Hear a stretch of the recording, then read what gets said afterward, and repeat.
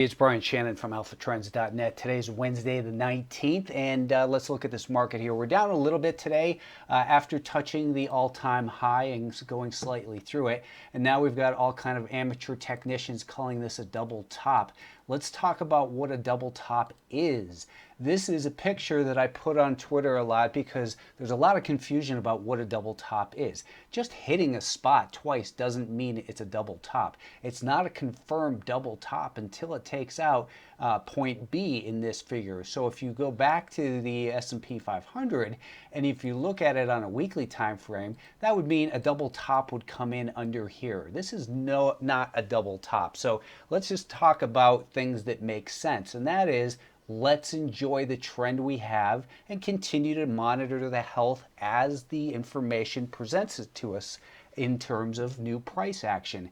And today we had a little bit of a sell-off. I can't believe how many people are calling this a top or getting nervous. The fact is we still have a rising 5-day moving average. We have a rising 10-day moving average. We have a rising 20-day moving average. We have this 20-day, 50, and 200-day moving average. The path of least resistance in this market is higher. And while we will have reasons for caution along the way, the primary trend is still higher.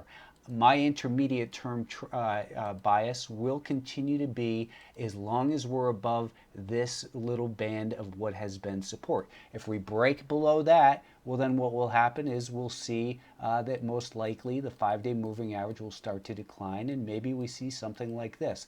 This is not a call. This is maybe. And if so, then I think we test the month-to-date volume-weighted average price, which comes in with this prior consolidation as well.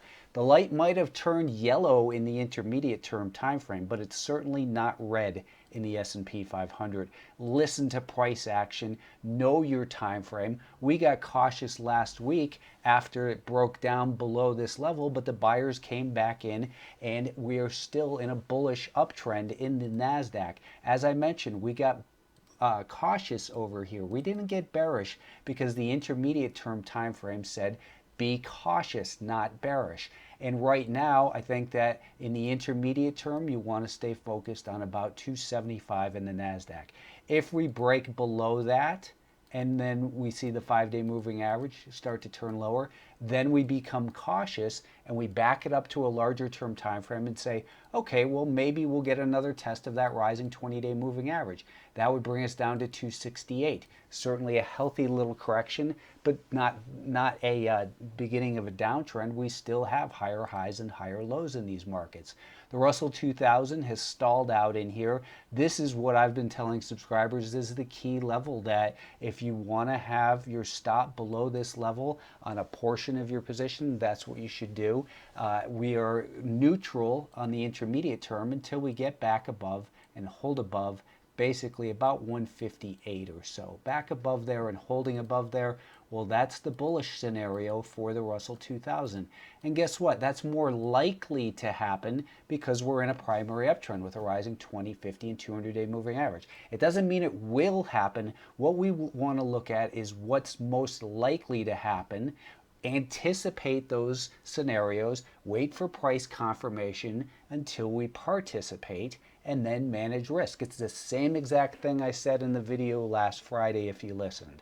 The semiconductors still holding above their key first-term, short-term level of support, area of potential support, that is, at 170. It's a level of interest that was prior resistance, acted as support again for a bit, and now maybe it will become support again. Or if it does something like this, and then we see the 5-day moving average trap it, well, then we're most likely heading towards 167, and then we'll do things like put a volume-weighted average price on this low, which you can see might be where the next level halts. It had been found buyers twice on intraday basis, and then became an area where buyers did come in and save the day. The biotechs have been giving us reason for caution with a declining 20 and 50-day moving average. As I've mentioned to subscribers this week, breaking a trend line here on this 30-minute time frame does not mean that it's time to buy.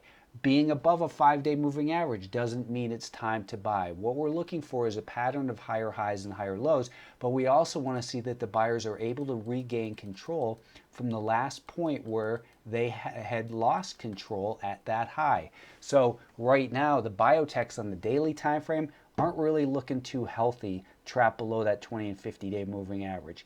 On the 30-minute time frame, it's looking kind of neutral, maybe trying to find support in here. And if it can get above and hold above 137, the way I would like to see that happen would be for it to rally up towards that level, create a higher low, and then test the 5-day moving average, which would be rising at that point, and then to be a buyer over here. We don't want to just chase things. If it goes from 134 to 138 tomorrow, I don't want to be a buyer. I want to buy after a pullback begins to emerge and show strength again.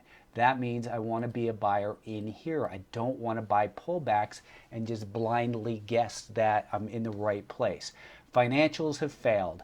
This is a group that they're back down to the 20-day moving average, but from an intermediate term perspective, they made a lower high and lower low below the declining 5-day moving average. They are stuck below this prior little area of support that did become resistance, so I think there's no reason to be interested in that. If you listened to my video last week, I had mentioned PGNY. I put this on Twitter right before it broke out. Well, guess what happened in here? Yesterday, I got stopped out of the balance right at this point here.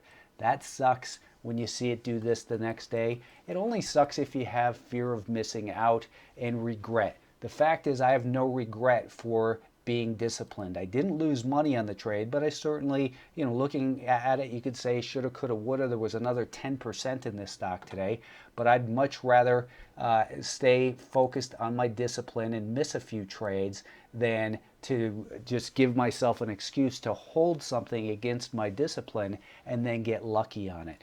So that was a small winner for me, but again, it could have been much bigger. That's part of trading. I had mentioned GDDY that we're involved at 80 bucks per share, raising our stops in there.